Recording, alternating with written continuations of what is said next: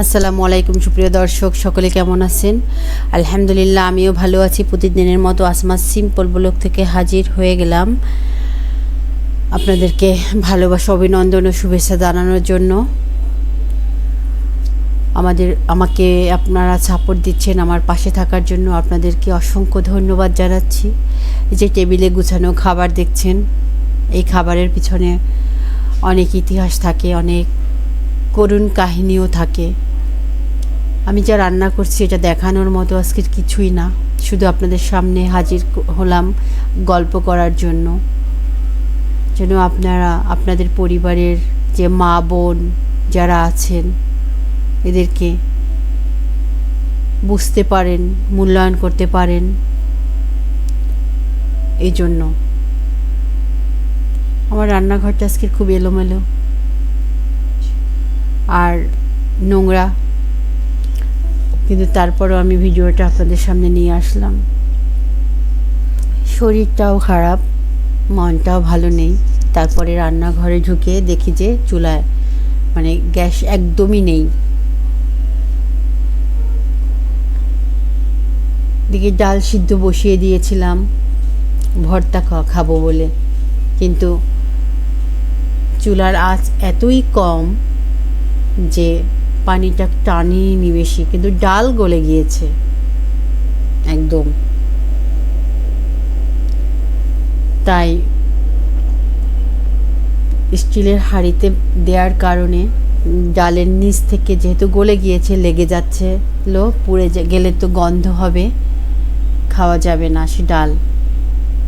এই জন্য আমি কড়াইতে তেল দিয়ে, পেঁয়াজ দিয়ে, শুকনো মরিচ, তারপরে বোম্বাই মরিচ দিয়ে এটাকে ভালো করে পানি শুকিয়ে নেব। খুব নাড়ছিলাম নিচে যেন লেগে না যায়, কিন্তু কি করব, বারবার পুরো রান্নাঘরে একদম নোংরা হয়ে গেছে, ছিটে এমন অবস্থা হয়েছে। তারপরে ঢেকে দিয়ে কিছুটা পানি কমে যাওয়ার পরে আমি আস্তে আস্তে আস্তে আস্তে অন্য পাশে ওই যে চুলা দেখেন একদম আঁচ দেখাই যাচ্ছে, একদম আঁচ কম, কিন্তু যে চুলায় বসিয়ে দিয়েছি এবং মাঝে মাঝে নেড়ে দিচ্ছিলাম। আর এই চুলায় আবার আমি অন্য কিছু রান্না করার জন্য, করলা ভাজি করার জন্য আমি যে কড়াই বসিয়ে দিয়েছি। অনেক টাইম লেগেছে আমার রান্না করতে, কিন্তু কিছু করার তো নেই। ভিডিওতে তো আর সব কিছু এত টাইম দেখানো যাবে না, তাই এটাকে স্পিডে নিয়ে চলে আসতে হয়েছে, আমাকে অনেক কিছু কেটে দিতে হয়েছে। আপনারা আপনাদের মা বোন বা স্ত্রী বা যারা আছে, যাদের হাতের রান্না প্রতিদিন আপনারা খান, তাদেরকে প্লিজ বলবেন না রান্নাটা কেন এরকম হলো, সে কী রান্না করছো, ভালো হয়নি, বা এই রান্না করে দিয়ে খাওয়া যায়, আরও কিছু রান্না করতে, এই রান্না করতে, ওই রান্না করতে। সব সময় তো সব কিছু হয় না, একই রকম হয় না, হবে না। আপনারা কি পারফেক্ট যে তারা পারফেক্ট হবে? সব সময় হবে না, সম্ভব না, কখনোই সম্ভব না। তাই সবাইকে মূল্যায়ন করুন, সেটা ভালোবাসার সহিত। আপনি আপনার ঘরের স্ত্রীকে, মাকে, বোনকে, যাকে একটু ভালোবেসে বলুন, ঠিক আছে আজকের যা হয়েছে, সমস্যা কি, এটাই খেয়ে নিই আমরা, কষ্ট হয়েছে। এই আমার আজকে রান্না করতে গিয়ে আমার অনেক জায়গায় হাত পুড়ে গিয়েছে, ডাল ছিটে, যেহেতু ডালটা আঠালো ভাব হয়ে গিয়েছে, একদম অনেক জায়গায় পড়ে গিয়েছে।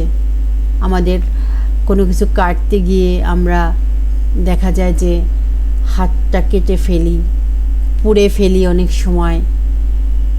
যে আমি একটু চুলাটা মুছে নিচ্ছি, এই জন্য যে ডাল একদম ওটা আরও তো গরমে ডালটা ওটার সাথে লেগে লেগে একদম হয়ে যাচ্ছে। এই জন্য আমি আবার রান্নার সাথে সাথে অনেক সময় রান্নার এই কাজগুলো করি, যেহেতু অন্যান্য কত কাজ আছে, ছোটো বাচ্চা আছে, তাদেরকে সামলানো, সময় মতো সবাইকে খাবার টেবিলে খাবার দেয়া, সব কিছুই তো করতে হবে। নামাজ পড়তে হবে, নিজেকে একটু অন্যান্য কাজ করতে হবে, সংসারের একটু বিশ্রামও তো নিতে হবে, সারাদিন তো আর বসে থাকলে হবে না। যা বলছিলাম, আপনারা ভালোবাসা এবং যত্নে আপনাদের ঘরের মানুষদেরকে রাখুন, তাদেরকে সেইভাবে মূল্যায়ন করুন, দেখবেন আপনাদের জন্য তারা কি অনেক কিছু করতে পারবে। আর আপনারা যদি শুধু বলতে থাকেন কি করছো, কেন করছো, এরকম হলো কেন, ওরকম হলো কেন, তাদের কিন্তু জীবন, তাদের মনটা একসময় বিষিয়ে যাবে। তারা শুধু কর্তব্যের খাতিরে কিছু করে যাবে, কিন্তু মন থেকে আপনাদের প্রতি ভালোবাসা বলেন আর করার যে আগ্রহ বলেন, সব কিছু মরে যাবে আস্তে আস্তে।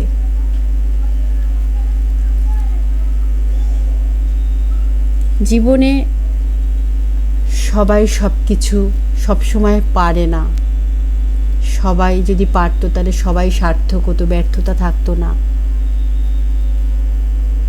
ব্যর্থতা আছে বলেই সার্থকতার এত মূল্যায়ন। দেখুন, আমার করলা ভাজি হয়ে গেছে, কি আলু আমি প্রেসার কুকারে সেদ্ধ দিয়েছিলাম, সেটাও আমি করে নিচ্ছি।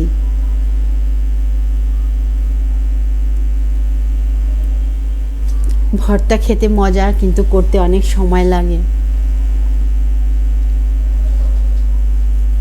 আমার রান্না বান্না কিন্তু হয়ে গেছে, সাথে কিন্তু চুলাও মোছা হয়ে গেছে। অন্যান্য কাজও, রান্নাঘরটা মোটামুটি গুছিয়ে ফেলেছি রান্নার মাঝে মাঝে। এভাবে করেই কাজ করতে হয়, সব সময় সব রকমের হয় না। বারবার কেন এই কথাটা বলছি, এটা একজন গৃহিণী, সে হোক মা, হোক বোন, হোক স্ত্রী, হোক মেয়ে, যেই হোক সেই বুঝবে।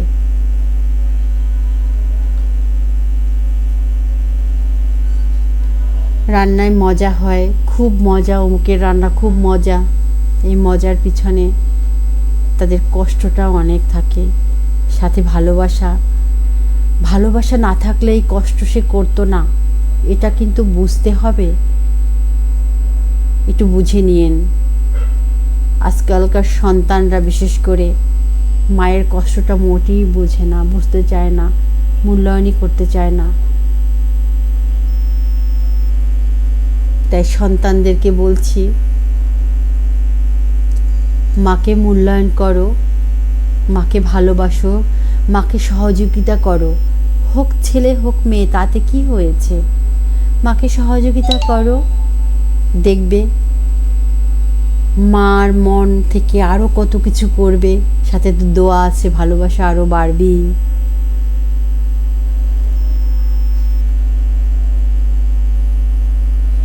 সকলে ভালো থাকবেন,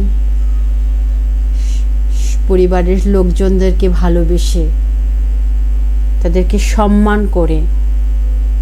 অনেক ঘরেই নারীরা আছে যারা প্রতিনিয়ত অসম্মানিত হয়ে যাচ্ছে, একটু সম্মানও তারা পায় না। চাকর বাকরকে যতটুকু মূল্যায়ন করে তার থেকেও খারাপ অবস্থা তাদের হয়। এরকম করবেন না প্লিজ। নারীদেরকে মূল্যায়ন করুন, মাকে মূল্যায়ন করুন, যে মা আপনাদেরকে গর্ভে ধারণ করেছে, জন্ম দিয়েছে। স্ত্রীকে মূল্যায়ন করুন, যে স্ত্রী আপনাকে, আপনার পরিবারের সব কিছুকে, আপনার সন্তানদেরকে জন্ম দিয়ে লালন পালন করছে। ভালো থাকবেন। ভালোবাসা সকলের জন্য। আসসালামু আলাইকুম। আমার চ্যানেলটা সাবস্ক্রাইব করে দিবেন। ধন্যবাদ।